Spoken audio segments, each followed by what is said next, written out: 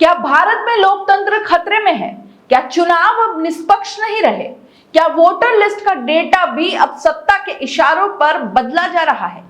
कांग्रेस नेता राहुल गांधी ने एक बार फिर भारतीय लोकतंत्र की नींव यानी वोटिंग प्रक्रिया पर बड़े सवाल उठाए हैं। दोस्तों नमस्कार, मैं हूं जयश्री नागदा और आप देख रहे हैं बेबाक बोल। आज का जो सबूतों वाला एटम बम है वो राहुल गांधी ने फोड़ दिया है। उन्होंने आरोप लगाया है कि बीजेपी और चुनाव आयोग की मिलीभगत से वोट की चोरी हो रही है, वो भी सुनियोजित ढंग से। लेकिन ये महज राजनीतिक बयानबाजी है या वाकई कोई गंभीर साजिश? चलिए इस पूरे मामले को बेहद आसान, रोचक और तथ्यपूर्ण तरीके से समझते हैं दोस्तों, ताकि आप खुद तय कर सके कि सच क्या है और साजिश क्या है। दोस्तों 6 अगस्त को दिल्ली में एक विशेष प्रेस कॉन्फ्रेंस के दौरान राहुल गांधी ने स्क्रीन पर देश के 2 बड़े राज्यों की वोटर लिस्ट प्रस्तुत की, पहला महाराष्ट्र और दूसरी कर्नाटक। इन लिस्ट को देखकर राहुल गांधी का दावा साफ था, वोटर लिस्ट में बड़े पैमाने पर फर्जी नाम जुड़े हुए हैं। यह सिर्फ प्रशासनिक लापरवाही नहीं बल्कि चुनावी धांधली है। उन्होंने सीधे तौर पर कहा कि महाराष्ट्र में 40 लाख फर्जी वोटर्स जोड़े गए हैं और कर्नाटक में एक ही व्यक्ति का नाम अलग अलग बूथों पर है। दूसरा झटका उन्होंने दिया कर्नाटक की महादेवपुरा सीट पर 1 लाख से ज्यादा फर्जी वोट की बात कहकर। राहुल गांधी के मुताबिक कर्नाटक की महादेवपुरा विधानसभा सीट जो बेंगलुरु सेंट्रल लोकसभा क्षेत्र के तहत आती है, वहां 6.5 लाख वोटर्स में से 1 लाख वोट फर्जी थे। एक ही घर में दर्जनों वोटर, एक पते पर 46 नाम, डुप्लीकेट वोटर्स, फर्जी पते, गलत पहचान पत्र। कांग्रेस का दावा है कि अगर ये फर्जी वोट हट जाते तो पार्टी को 7 और सीटें मिल जाती। तीसरा बड़ा आरोप, शाम 5 बजे के बाद अचानक वोटिंग कैसे बढ़ गई। राहुल गांधी ने एक और सनसनीखेज सवाल उठाया और कहा कि शाम 5 बजे तक टर्नआउट एक स्तर पर था, लेकिन उसके बाद कुछ ही घंटों में भारी संख्या में वोटिंग होती है। यह कैसे संभव है? क्या ये वोट असल में लोगों ने डाले या फिर ईवीएम से कोई खेला हो गया? राहुल का कहना यह है कि जब ये ट्रेंड उन्होंने देखा तभी उन्हें शक हुआ कि कुछ तो गड़बड़ है।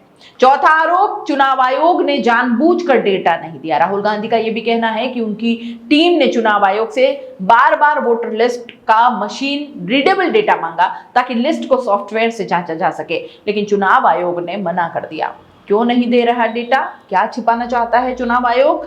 यही सवाल प्रेस कॉन्फ्रेंस में उन्होंने भी उठाया और सीधे आरोप लगाया कि चुनाव आयोग बीजेपी के साथ मिलकर वोट की चोरी कर रहा है।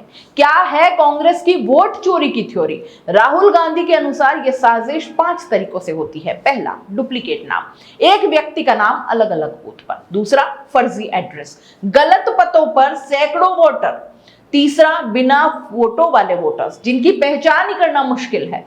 चौथा, फर्जी पिता का नाम, पहचान गुम कर दी जाती है, हटा दी जाती है या हर कुछ किसी का भी नाम जोड़ दिया जाता है। एक पते पर दर्जनों वोटर्स जो वहां रहते ही नहीं है। महाराष्ट्र में ऐसा नहीं है सिर्फ यहां हुआ, महाराष्ट्र में 40 लाख वोटर लिस्ट में घपला हुआ है। राहुल गांधी ने दावा किया कि सिर्फ 5 महीनों में लाखों नए वोटर लिस्ट में जुड़े, वो भी बिना ठोस प्रक्रिया के। इन रहस्यमयी वोटर्स का कोई सामाजिक या जमीनी आधार भी नहीं है, यानी यह सीधे तौर पर चुनावी धांधली का संकेत है। और फिर सवाल ये उठ जाता है कि क्या हरियाणा की हार में भी ऐसा ही कुछ था? क्या हरियाणा की हार भी फिक्स थी?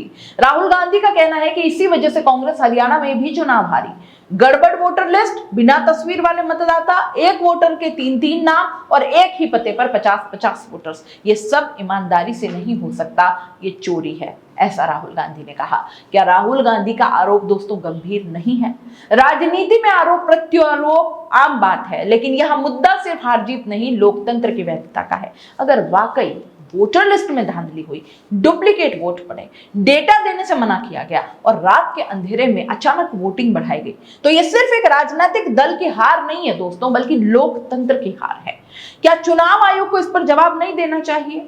देना चाहिए। चुनाव आयोग लोकतंत्र की रीढ़ है, उसकी विश्वसनीयता सर्वोपरि है। अगर उस पर सवाल उठते हैं और वो चुप्पी साधे रहता है तो फिर यह खतरनाक संकेत है।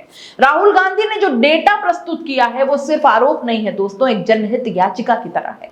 अब जनता को, न्यायालयों को और खुद आयोग को इसे गंभीरता से लेना चाहिए। राहुल गांधी ने कहा कि यह डेटा एक रिसर्च प्रोजेक्ट का हिस्सा है जो 6 महीने से चल रहा था। आज जब अब सबूत है तो हो सकता है कांग्रेस आने वाले दिनों में सुप्रीम कोर्ट का दरवाजा खटखटाए। कुछ लोग कह सकते हैं कि ये सिर्फ ध्यान भटकाने की कोशिश है, लेकिन जब इतने बड़े स्तर पर डेटा जुटाया गया हो, नाम, पते, वोटर आईडी के नमूने तक दिखाए गए हों, तो मामला सिर्फ प्रचार का नहीं लगता दोस्तों। आखिर फैसला जनता के हाथ में है। क्या आप मानते हैं कि चुनाव अब पहले जैसे पारदर्शी नहीं रहे हैं? क्या वोटर लिस्ट में फेरबदल असल में हो रहा है? क्या चुनाव आयोग जवाबदेह है या फिर सरकार के दबाव में है?